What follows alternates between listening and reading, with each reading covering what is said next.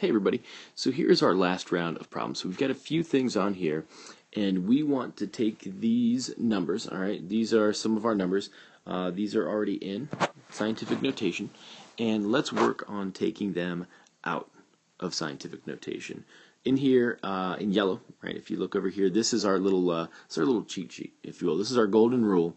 Wherever our decimal point is, and that's this right here. Wherever that is, if I have a positive power, we're going to move that decimal point to the right. If I have a negative power, I'm moving it to the left. So what do we have in our first problem? Well, we're going to move it. It looks like it's a -3, so we're going to move it 3 spaces over. So what I like to do, all right, let's write our number just like it is, and I'm going to need, all right, some extra zeros over here because we have to move it 3 spaces to the left from where it is now, so where it is currently. So if we're here, there's 1 jump, there's 2, and there's 3. So now it's all the way over here, all right, between these two ones right here. So let's rewrite that, and I could say that that's, right, my decimal point's over here, and I just have 1, 2, 3, and then my 9. All right, there's my number. Not too shabby. Okay, let's do one on the positive side over here. So let's look over here, gang, at 28. Okay, I have 38 times 10 to the 2 power. All right, we know this is positive, so we can look at our little rule over here and say, yeah, we're going to move that decimal point to the right. So we're going to write ourselves 38. I know right now the decimal point is here, and give yourself a couple zeros. We're not sure how many it's going to move over, but it's going to move over 2, right? It's going to slide 2 spaces to the right. So there's the first slide. There's the second, and that looks like I got a crazy smiley face of some sorts, and here's my decimal point now. So let's rewrite this so we can actually have a number that makes sense. I'll put a comma in here, and there's our number, 3,800. Cool.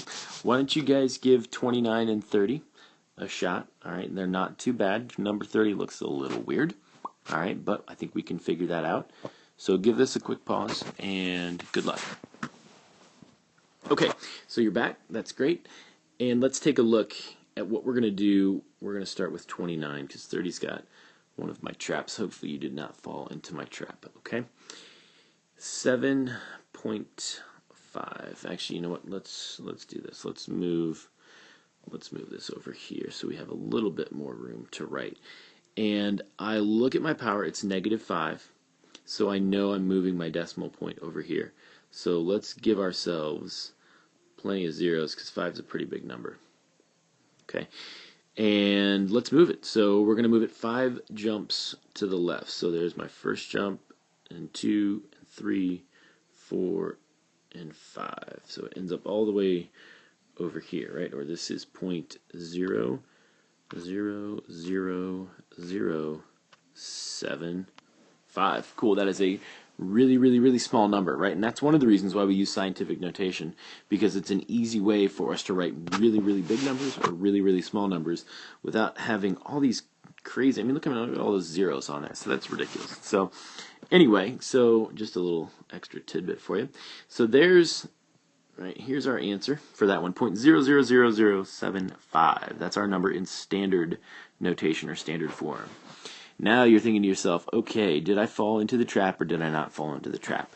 So if I'm going to take this 4 times 10 to the 0 power, and I'm going to rewrite that just as a standard form or in standard notation as just a regular old number, what do we do? Well, it's not really, I mean, is 0 positive or is it negative? Well, you're probably saying it's got to be positive. It can't certainly be negative.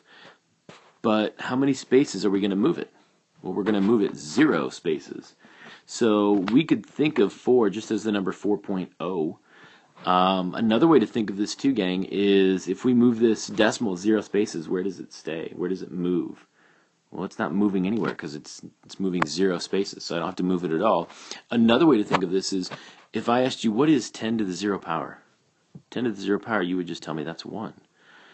Well, 4 times 1, well, that's 4. So guess what, guys? Our number doesn't really change. It just stays pretty much the same. So we would think 4 or 4.0 would both be great. Oh, no. I've got 2 more on here for you. Can you believe it? These ones are both good ones. So why don't you pause this and give these a shot. and then you come back and we'll run through these super fast, okay? Good luck. And you're back now. That was great. Here's what we've got. So let's take a look at 30 run real fast. So this is 8.4 times 10 to the 5th. So 8.4 times 10 to the 5th. Now let's give ourselves some zeros. Why am I writing them over here? Well, remember, what does our little rule up here say? It says when we have positive exponents, we are moving that way, all right, with our decimal point. How many spots this way are we moving it? Well, whatever number's here. In this case, it's 5. So we go 1, 2, 3, 4, 5. We all the way down here. Okay, and this is why, guys, I write out so many zeros, because that way we know how many we've got. All right, so let's write them back here. So 8, 4, 1, 2, 3. I've got 4 zeros. So this turns into the number 840,000. All right, I challenge you. That is the exact same number as this if you were to throw that into your calculator. Okay, and last but not least, 32. 4 times 10 to the negative 5th. Again, negative 5th, we are going to be moving this way with our decimal point. So where is the decimal point? I don't see one, Mr. Fricky. Remember, it's right here. Okay, it is right there. Now it's gone because I wasn't happy with it. There it is. So we know really this number is 4.00 and on forever. But negative number says you're moving that way.